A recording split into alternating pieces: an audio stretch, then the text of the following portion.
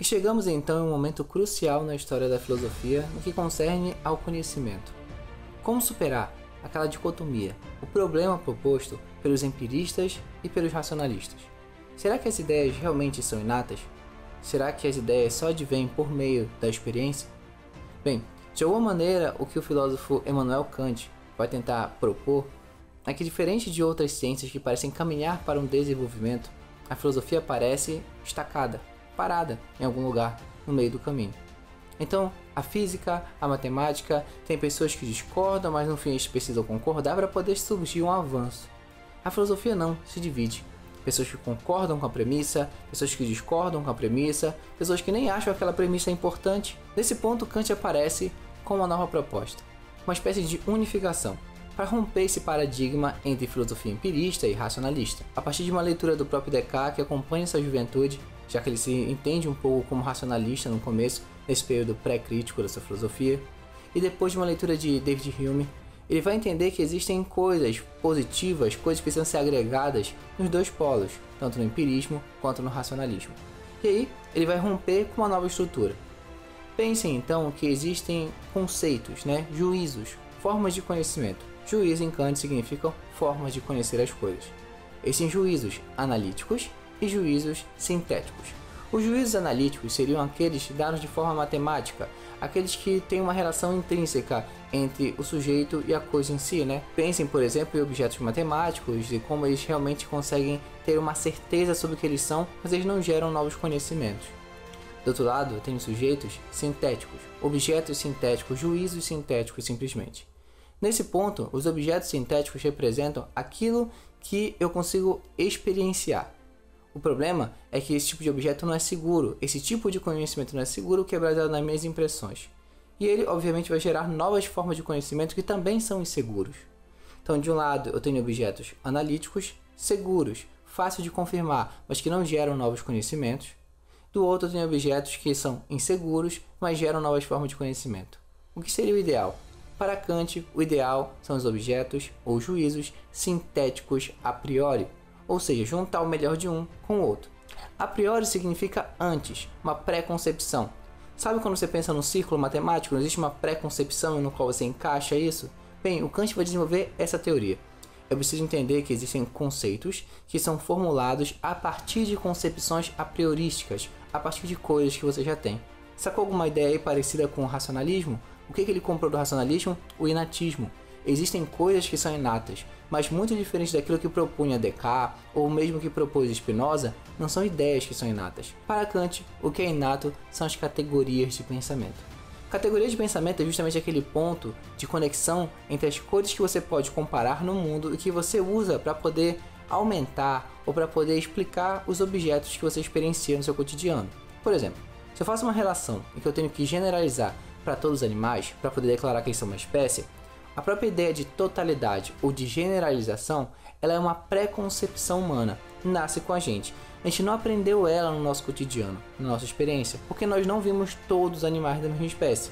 Nós não vemos todos os seres humanos, mas podemos afirmar, por exemplo, que a humanidade é ruim. Essa afirmação vai nos levar a entender que existem características ou categorias de pensamento que são inatas, nascem conosco e nos auxiliam na produção do conhecimento. Sacou o a priori do sintético? Então, o conhecimento é algo que advém da experiência, mas ele precisa de um componente que é mental e que nasceu com a gente. Não é uma ideia pronta, é uma espécie de categoria, é como se fosse um espaço no armário. A gente vai engatando nesses espaços para poder organizar e gerar conhecimento. Exemplos disso são as categorias de realidade, categorias de generalização, categorias de totalidade.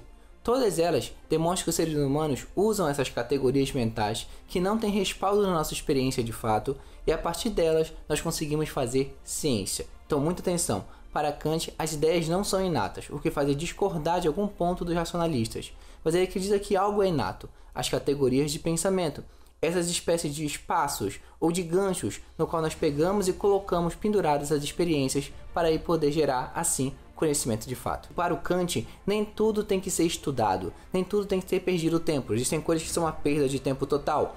Por exemplo, tudo aquilo que for metafísico, para ele vai ser questionável. Durante boa parte da sua produção, e a gente pode dividir a produção do Kant em período pré-crítico e o período crítico, período crítico é aquele da sua maturidade, onde já está bem alocado na faculdade. E é ali que todo mundo conhece a crítica da razão pura, a crítica da razão prática e assim por diante. O período pré-crítico é o começo da sua filosofia, em que ele é mais racionalista. Bem, o que eu entendo é que, a partir do momento que Kant começa a produzir a sua filosofia, ele já começa a entender que existem problemas a ser questionados e que se a metafísica poderia ser considerada ciência. Afinal, existem muitas discordâncias no campo da metafísica. Qual é a conclusão do Kant? A metafísica não é uma ciência. Tudo aquilo que é transcendental são questões que são absolutamente fora do ramo da ciência, que não podem ser consideradas palpáveis, questionadas. Então, conhecimento é algo que eu preciso ter algum respaldo no meu mundo experiencial.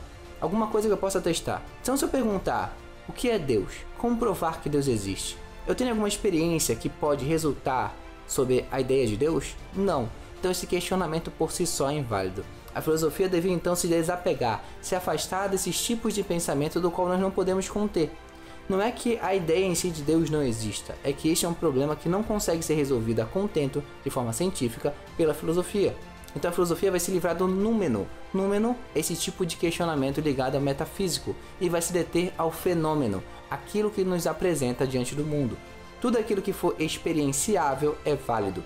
Então, por mais que uma ideia seja totalmente legal, eu preciso perguntar sobre a alma, por exemplo, eu não tenho como responder sobre a alma com algo palpável, com algo testável, com algo experienciável. É importante lembrar que Kant representa uma espécie de revolução no pensamento, porque tudo isso que a gente está conversando, ele faz a partir do momento em que ele retira o objeto do centro da análise e coloca o sujeito. Sim, a partir do entendimento de que não é mais o objeto que eu tenho que analisar, que é o centro da minha análise do conhecimento, e sim o próprio ser pensante. O sujeito é o centro da análise. Eu não investigo a coisa em si para o Kant, eu investigo como a coisa em si se apresenta para o ser humano. Por quê? Porque a coisa em si é impossível de ser percebida como ela realmente é.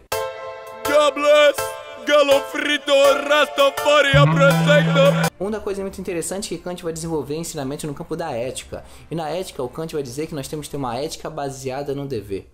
O seu imperativo categórico vai somar no que tange a uma espécie de comportamento universal. Seria possível moldar em termos morais alguma forma objetiva do ser humano agir corretamente? Pensar se alguma coisa é certa ou errada em termos objetivos, diria até matemáticos? Para Kant, sim. Ele chamou isso de imperativo categórico. Como ele fez isso? Ele tirou o centro da discussão moral do sujeito, da orbitação, ou seja, aquilo que eu acho certo, e colocou diretamente para fora de si, uma espécie de imperativo, alguma norma geral que é categórica que você tem que obedecer.